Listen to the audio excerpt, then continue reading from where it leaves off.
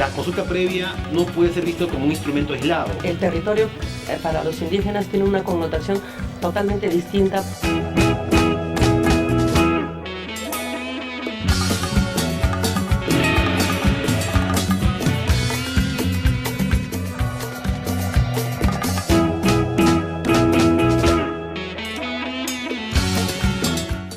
¿Qué tal? Soy Fernando Ríos y esta es la Conversa Urgente. En las últimas semanas, los candidatos que disputan la segunda vuelta han descubierto, por así decirlo, a un público que aún se mantiene virgen en el tema de las decisiones electorales. Y por eso es que han decidido decantar parte de su campaña hacia la conquista de estos. Estamos hablando de poblaciones indígenas, poblaciones rurales y las personas que usualmente no están dentro del, digamos, el campo mediático de las campañas políticas, ¿no? Por ejemplo, Lima Metropolitana, Arequipa o Trujillo. Entonces, eso trae a cuenta una situación que ha sido descuidada durante toda esta campaña que ha estado repleta de denuncias. El tema de la consulta previa. La consulta previa sigue siendo un tema que pasa por una pequeña página o una pequeña nota de 2 párrafos en los diarios y no toma la verdadera relevancia que tiene. Entonces, para hablar de estas situaciones, para hablar qué cosas han cambiado a partir de la promulgación de la ley de consulta previa, qué temas se están tomando en cuenta respecto a esto en los planes de gobierno de Peronas por el Cambio y Fuerza Popular, estamos esta mañana con Ada Chueca y con Iván La Negra. No, Iván La Negra es profesor de la Universidad Católica y Ada Chueca es investigadora del CAP, es el Centro Amazónico de Antropología y Aplicación Práctica del Perú. Entonces vamos a empezar con una pregunta para ti, Ada. Buenas tardes. ¿Qué tal? ¿Cómo estás? Hola, ¿qué tal? No nos habíamos saludado, perdón. ¿Qué cosas han cambiado en el Perú a partir de la promulgación de la consulta previa? Creo que en primer lugar la promulgación de la ley de consulta previa fue un gran avance en el tema de los derechos de los pueblos indígenas.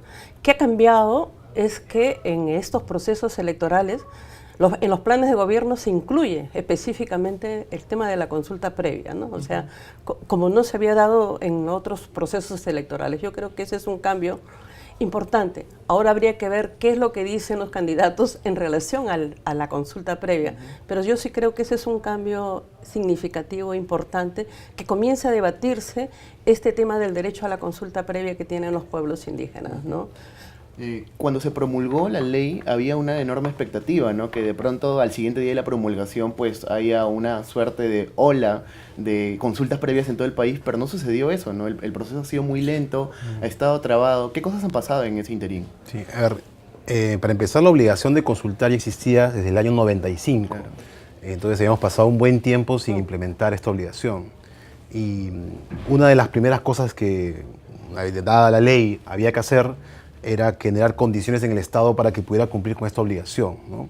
Una de las cosas que, por ejemplo, el Estado peruano y otros estados en América Latina requieren es reglamentos, normas específicas de desarrollo.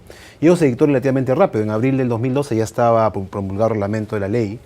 Y luego también se requería un conjunto de instrumentos para facilitar el proceso, ¿no? Y todo eso, en verdad, estuvo prácticamente listo en diciembre del 2012, ¿no? Pero eso coincidió con el periodo de preocupación sobre el tema económico. Recordarás que en esa época había este temor de que la economía pues, global entrara en crisis y eso originara un impacto sobre el país. Entonces hubo un enorme incentivo para reducir la velocidad en la implementación de la consulta. Y de hecho, en el campo de la minería, una resistencia muy grande a incluir a las comunidades campesinas dentro del proceso de consulta. Y por esa razón, recién el año pasado, hemos visto recién las primeras consultas en campo minero. Ha habido 3, y de esas 3 en etapas solamente de exploración y pequeños proyectos, pero todavía queda un enorme trecho, que es quizás una de las áreas en las cuales todavía hay un gran vacío, un déficit en la gestión actual. Claro. Y Iván comentaba un tema que era cuando se empiezan a incluir las comunidades campesinas, y eso trae otra pregunta, y es un debate también enorme, que es quiénes deben ser incluidos, quiénes deben ser consultados y quién no. ¿Qué avances has visto, al menos desde la sociedad civil, respecto a este debate? Creo que pasa por un tema central, ¿no? La discusión que viene de larga data es de que quiénes son indígenas en el Perú. Y creo que el Ministerio de Cultura, a través del Viceministerio, comenzó a hacer todo un trabajo sobre la construcción de una base de datos, ¿no? Pero yo creo que el elemento fundamental lo establece el propio convenio 169, en el que establece claramente cuáles son los criterios que deben primar para identificar quiénes son los sujetos, ¿no? Del derecho, en este caso los pueblos indígenas. Y habla de dos, ¿no? El criterio objetivo y el criterio subjetivo. Y creo que el Estado lo que tiene que hacer es reconocer eso, ¿no? Esos criterios fundamentales para poder incluir justamente a las comunidades campesinas, que simplemente es una denominación que tienen, pero que no les quita la identidad cultural que estas comunidades tienen, ¿no? Y que históricamente les quitaron el nombre de comunidades indígenas por la exclusión, discriminación que existía, ¿no? Pero es un tema que todavía en el Perú sigue siendo un gran tema de debate, ¿no? Y una de las cosas que yo sí creo que son los propios pueblos indígenas, a través capaz de estos intelectuales indígenas, profesionales indígenas, que son los que deberían construir, ¿no es cierto?, conocimiento sobre ellos mismos, ¿no? Respecto al tema de intelectuales indígenas, en tu paso por el Viceministerio de Interculturalidad también hubo un emprendimiento que desconozco si fue un impulso tuyo, pero sí estaba ahí, que era el de los intérpretes indígenas, ¿no? Que eran estas personas capacitadas en varios idiomas para, digamos, la aplicación de consulta previa, ¿no? ¿Cuál fue el avance y cómo está digamos, esta área ahora, ¿no? Sí, eso surgió por una necesidad de la implementación de la consulta, ¿no? Entonces, cuando estuve en la responsabilidad del viceministerio, vimos que no teníamos prácticamente una masa crítica de personas capacitadas para hacer ese trabajo. Entonces creamos un programa de formación y capacitación que de hecho rápidamente fue reconocido como una experiencia muy, muy importante de gestión pública y además innovadora en términos de gestión dentro del aparato público. Y es una cosa además que se ha mantenido y que además ha empezado a extenderse a otros ámbitos más allá de la consulta previa, lo cual me parece importante. Claro. Sin embargo, todavía la brecha es bien grande, ¿no? La capacidad del Estado de proveer servicios en las lenguas indígenas sigue siendo muy limitada. No me refiero solamente al campo, digamos, del aparato nacional. A nivel regional, local, también existe ese problema. E inclusive recién estamos celebrando los primeros juicios en los cuales se dictan sentencias en lenguas indígenas, en las cuales se asegura pues una mayor presencia de traductores a lo largo del proceso. Inclusive en el proceso de Bagua hemos tenido dificultades para asegurar que existan traductores permanentes en el proceso. Entonces, aunque es un avance sin duda relevante, todavía la distancia respecto a lo que debe ser el ideal del servicio es todavía grande. Claro. Sí. Y aterrizando en el tema de los programas de gobierno y además de las opiniones personales que abundan de ambos candidatos, ¿cómo se ha aterrizado desde los planes de gobierno peruanos por el cambio o Fuerza Popular el tema de la consulta? En el caso de Fuerza Popular habla sobre el tema de consulta, dice la implementación de la consulta previa en los casos que correspondan. Realmente eso queda en el aire. ¿Qué significa eso que en los casos que correspondan, ¿no? No explican cómo lo van a hacer, qué casos son los que ellos considerarían que sí debe ser aplicada la consulta previa. Y una cosa similar lo hace también en Peruanos por el Cambio, ¿no? Realmente, si bien es cierto, está, como te decía, en los planes de gobierno, ninguno aterriza claramente cómo van a hacer para asegurar esta implementación y no se convierta solamente en un acto de procedimiento administrativo, sino en un avance de reconocimiento del derecho que tienen los propios pueblos indígenas a decidir sus prioridades de desarrollo y participar en la toma de decisiones, ¿no? Yo creo que, y eso se ve clarísimo en los procesos de consulta que se han llevado a cabo. A la fecha son 31 procesos de consulta que se han llevado, 11 de estos 21 están concluidos y 11 se han dado en hidrocarburos. Pero solamente en hidrocarburos, el único que tiene el acuerdo final, ¿no?, la decisión final, es el del lote 192, ¿no? Y ahí sí viene todo un problema, porque de acuerdo los acuerdos son vinculantes para ambas partes, ¿no? Y si no se tiene un acuerdo definitivo, ¿cómo puedes hacer un seguimiento tanto al Estado para el cumplimiento de los acuerdos que han llegado en este proceso de consulta, ¿no? Claro.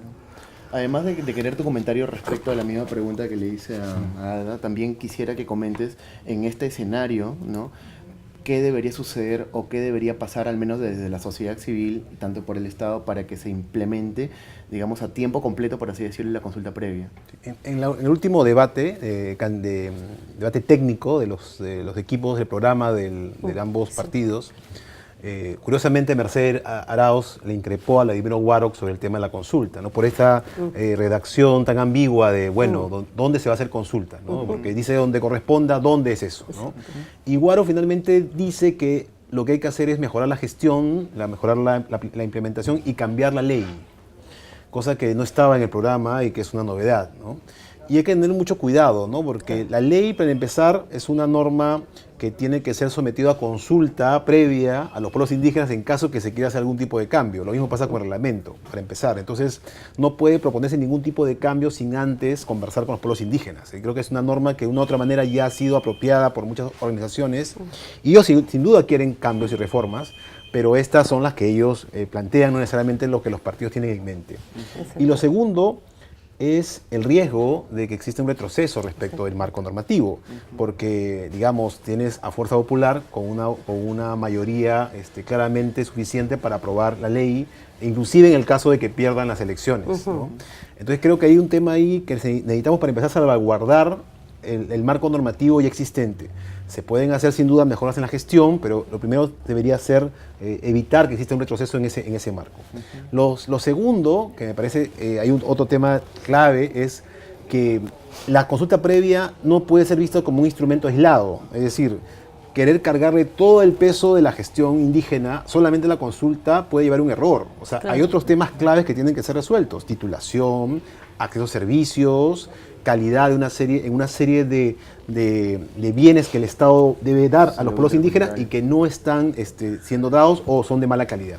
Ahí tenemos educación intercultural bilingüe, salud intercultural, etc. Entonces la agenda es más amplia.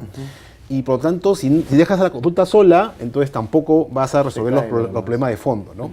Y tercero, el tema, creo que es clave, el tema del liderazgo indígena, ¿no?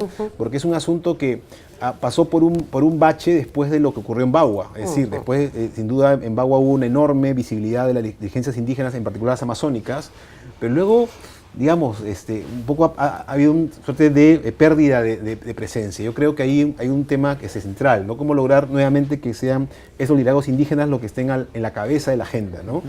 Entonces hay varios temas, todos muy difíciles. Creo que el contexto que viene es un contexto bastante complicado. Claro, a partir de las investigaciones, en efecto, pues tampoco en este caso se puede hacer, digamos, una jerarquización de las agendas, ¿no? Como conversaba con unos panelistas antes. Pero a pesar de esto, ¿cuáles son, digamos, las agendas respecto a los ejes del 169, ¿no? De salud, de educación, de derecho a territorio, ¿no? Derecho a acceso a derechos. Bueno, ¿cuáles son las agendas que se han avanzado más y las que se han avanzado menos en el Perú? Bueno, yo creo que en la mayoría de los pueblos indígenas tienen agendas políticas, agendas o planes de vida, ¿no? En el que plantean clarísimamente cuáles son los puntos centrales del reconocimiento que debe darles el Estado en relación a sus derechos, ¿no? El tema del territorio es un tema central para ellos, ¿no? Lo que significa la titulación. Y en los planes de gobierno hablan de titulación, pero ahí también hay que ver en qué sentido está planteado el tema de titulación, ¿no es cierto? Porque el territorio para los indígenas tiene una connotación totalmente distinta que no está solamente vinculado al tema de propiedad, ¿no? Sino tiene una connotación más allá de la meramente de propiedad, ¿no? Y el otro tema que ellos reivindican mucho es el tema de participación política, por ejemplo. El tema de representación y de participación política, y que yo creo que se ha avanzado, pero realmente todavía hay una brecha muy larga y un camino muy largo de recorrer para que los pueblos indígenas tengan una mayor representación en los espacios de poder del Estado, ¿no?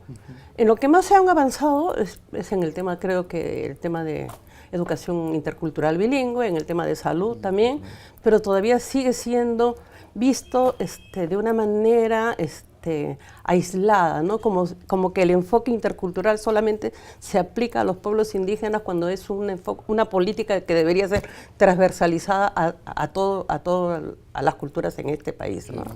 Creo que ya has pasado por este escenario. Por ejemplo, ¿qué sucede cuando una comunidad que es netamente hispanohablante de la Sierra de Piura por ejemplo, quiere acceder a consulta previa, pero para, digamos, el filtro mediático no es una comunidad indígena, por así decirlo, ¿no? ¿Qué es lo que sucede en este tipo de situaciones? Bueno, ya hay comunidades campesinas e inclusive comunidades nativas que solo hablan español y que están en la base de datos de pueblos indígenas. O sea, para empezar, el tema del idioma no es una razón, digamos, que excluya por principio alguna comunidad. Pero tiene que existir otros elementos, o sea, no existe la lengua, pero existen elementos culturales objetivos, presentes, y que nos permite hablar de una cultura indígena. Una cultura indígena implica que es una cultura que puede diferenciarse con claridad de la cultura, digamos, en este caso nuestra, occidental, y que además es un grupo que desde el punto de vista étnico deriva de las poblaciones y las culturas que estuvieron acá en el Perú desde antes de llegar los españoles. Con cambios, con múltiples cambios. Ninguna cultura es estática, todas cambian. Entonces, vivas, usar celular, usar jean, llevar un gorro de algún equipo de fútbol no implica haber abandonado tu cultura. Implica simplemente una transformación que es común en las sociedades del mundo. Entonces, es un tema, ¿no? Y la otra cosa es, yo creo que estoy de acuerdo con el asunto de la representación política es esencial, ¿no? Porque lo que está ocurriendo es que no tenemos casi representantes indígenas en el Congreso. Exactamente. Antes tuvimos a Eduardo Nayab en el Congreso actual, y ahora vamos a tener a Tana Pariona, una dirigente de ONAMIAP en el Congreso actual, pero en el ámbito amazónico vamos a posiblemente a tener un vacío, ¿no? Entonces yo creo que es un tema que sí es importante para un país que se define como pluricultural, ver la manera de asegurar siempre algún nivel mínimo de representación en el Parlamento Nacional. Y eso supone hacer reformas profundas dentro del propio Estado, ¿no? Reformas institucionales que aseguren que el sistema democrático asegure este tipo de representación, ¿no es cierto?, de la diversidad cultural que existe en el Perú. Porque generalmente los que han llegado al Parlamento, al Congreso, no necesariamente tienen una representación colectiva, ¿no es cierto?, que es lo que en alguna forma se busca. Y yo creo que sí, ese es uno de los caminos que tendría que ser que haya mayor representación de pueblos indígenas en el aunque no es solamente Perú, ¿no? Indígena, pero por ejemplo en el caso de Cajamarca, ¿no? Las rondas que están ubicadas en todo el ámbito de Cajamarca, claramente no tienen representación. El candidato por el cual votaron tampoco ha sido electo. Exactamente. La provincia de Condorcanqui en Amazonas, donde es básicamente Aguajún, ganó el Frente Amplio, pero nadie de ese partido ni siquiera, ni siquiera estamos hablando ya de dirigente indígena electo, sino ni siquiera los partidos por los cuales ellos votan tienen, y a pesar de que ganan, tienen la posibilidad de tener algún tipo de representación. Entonces, ¿estamos hablando de vallas electorales diferenciadas o que haya más representación de curules en el Congreso? Eso es un tema bien de diseño bien delicado, ¿no? En algunos lugares, en el ámbito amazónico, es posible quizás algún tipo de distrito electoral. Que es lo que ellos plantean dentro de sus demandas, justamente un distrito electoral indígena, ¿no? Que puedan tener ellos un sistema de representación. Pero bueno, eso también implica reformas en el sistema electoral, en los partidos políticos. Son reformas profundas del propio Estado, porque al final el Estado no necesariamente responde a que es un país pluricultural, pluriétnico, multiétnico, no necesariamente está estructurado de esa forma, ¿no? Entonces yo creo que el camino es ir construyendo estas reformas institucionales que permitan realmente una mayor representación de esta diversidad que existe en el Perú, no solamente indígena, como dice Iván, sino de otras culturas que puedan estar dentro de este sistema democrático y que puedan plantear sus propias demandas y propuestas, ¿no? Claro, ¿no? Porque lo comentaba respecto a que sucede, no solamente era por un tema de idioma, sino que porque, por ejemplo, en la base de datos que se filtró hace un tiempo, por ejemplo, no existían comunidades ni en Tumbes, ni en Piura, ni me parece en Tacna o en Moquegua, creo. Entonces, definitivamente también hay personas que viven dentro de comunidades, que tienen un pasado histórico en común, ¿no? Que tienen, muchas veces el español, ¿no? Pero que igual pertenecen a este espacio, pero que sin embargo, al menos, yo lo decía no del punto de vista técnico, porque nos queda claro que pues hay una posición técnica, ¿no? Pero decía el punto de vista mediático que muchas veces es el que manda en ese tipo de decisiones, ¿no? De quién es consultable y quién no, ¿no? Entonces, respecto a eso, por eso te hacía la pregunta hace un momento, ¿no? Sí, mira, en el caso de Tacna y Moquegua sí hay pueblos indígenas, sí hay comunidades campesinas incluidas en la base de datos. En el caso de, efectivamente, Piura y Tumbes, no. Ahora, eso no quiere decir que no haya comunidades campesinas, sí hay. es una discusión si incluyes o no alguna comunidad más dentro de esa base. La base, para empezar, no es cerrada, es una base Claro. todavía provisional. O sea, puedes todavía recoger información que diga, sí, requieren consulta, por el lado indígena. Pero tienes razón, es decir, más allá del tema indígena, hay otras agrupaciones, comunidades, que en el ámbito rural en particular, que merecerían algún tipo de política especial para que también existan procesos de diálogo que tomen en cuenta sus preocupaciones al momento de tomar decisiones en esos ámbitos. Sí. Bueno, era todo lo que teníamos por conversar en esta ocasión. Les agradezco por estar presentes en esta mesa. Y bueno, queda un largo camino por recorrer con el tema de la implementación, sobre todo porque los mecanismos no es que puedes hacer una lista de falta este y se hace la magia, sino que hay una heterogeneidad de agendas en cada espacio, ¿no? Tanto desde la sociedad civil como desde la aplicación del Estado. Intereses políticos, intereses técnicos, intereses externos de inversiones privadas, entre otros. Bueno, agradecemos a Ada y a Iván La Negra por estar con nosotros este día, ¿no? Buenos días. Gracias.